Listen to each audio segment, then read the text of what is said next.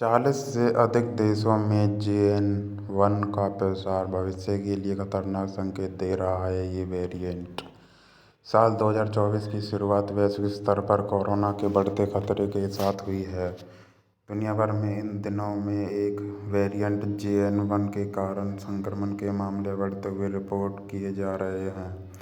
अंतर्राष्ट्रीय media reports से पता चलता है कि 1.5 महीने के भीतर ही ये वेरिएंट करीब 41 देशों में फैल चुका है। सिंगापुर, अमेरिका जैसे देशों में संक्रमण की एक और संभावित लहर को लेकर स्वास्थ्य विशेषज्ञ अलर्ट कर रहे हैं। वहीं दूसरी ओर चीन से प्राप्त जानकारियों के मुताबिक वहां पर कोरोना के कारण मौत के मामलों में तेजी से इजाफा आ रहा है। मतलब कोरोना का ये नया वेरिएंट एक बार फिर से चिंता बढ़ा देगा। भारत में कोविड-19 के जोखिमों पर नज़र डालें तो पता चलता है कि यहाँ भी दैनिक संक्रमण के मामले फिर से बढ़ रहे हैं। केंद्रीय स्वास्थ्य मंत्रालय द्वारा जानकारी आई है कि शनिवार को संक्रमण के 774 नए मामले सामने आए। 2 लोगों की मौत भी हुई है। देश में कोरोना के एक्टिव मामले 4100 से ऊपर बने हुए हैं।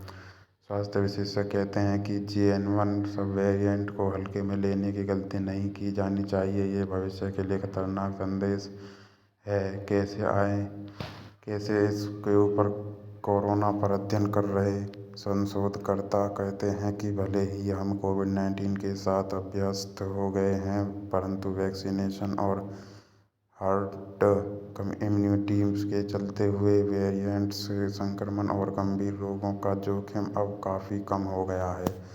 पर JN.1 की प्रकृति एक बार फिर से डरा रही है। जिस तेजी से बढ़ रहा है ये दुनिया भर में, इसको देखते हुए भविष्य के लिए खतरा महसूस हो रहा है। अगर इसका प्रसार इसकी गति से होता रहा तो इसके 2 गंभीर परिणाम हो सकते हैं। पहला, कोरोना महामारी से अभी हमें और लंबी लड़ाई जारी रखनी पड़ेगी। दूसरा, JN.1 का प्रसार संभावित रूप से खतरनाक नए कोविड वेरिएंट के लिए अनुकूल माहौल बना देगा। ओमिक्रॉन और इससे जारी म्यूटेशन।